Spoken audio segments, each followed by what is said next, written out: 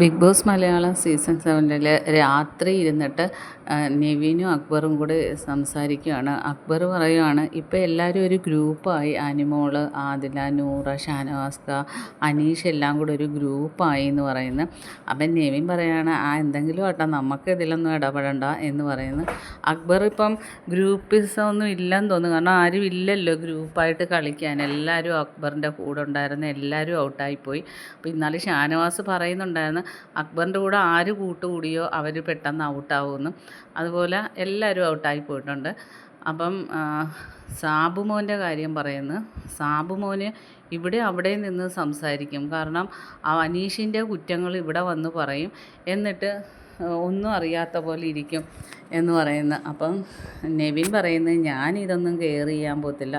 അപ്പോൾ അക്ബർ പറയുന്നു, അനിമോളും അനീഷേട്ടനും തമ്മിലുള്ള ലവ് കോമ്പോയുടെ കാര്യമൊക്കെ സാബുമോനല്ലേ നമ്മുടെ അടുത്ത് വന്ന് പറഞ്ഞത് എന്ന് പറയുന്നു. അപ്പം നിവിൻ പറഞ്ഞു, അതെ, എന്നിട്ടൊന്നും അറിയാത്ത പോലെ അവിടെ ഇവിടെ നിൽക്കുന്ന ഒരു കളിയാണ്, ഏഷണിക്കാരനാ എന്നൊക്കെ പറയുന്നുണ്ട്.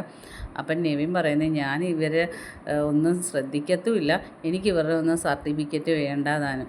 എൻ്റെ അടുത്ത് കളിക്കാൻ വന്നാൽ ഞാൻ ഗോതമ്പ് മാവ് ഇവിടെ ഇരിപ്പുണ്ട്, കുഴച്ച് ഞാൻ വായിലോട്ട് ഒട്ടിക്കുമെന്ന് പറയുന്നു, വലിച്ച് കീറുമെന്നൊക്കെ പറയുന്നുണ്ട്. അപ്പം അക്ബർ പറയുന്നുണ്ട് സാബുമോൻ പാവമാണെങ്കിൽ ഇങ്ങനത്തെ ഒരു ഇതാണ് എന്ന് പറയുന്നു.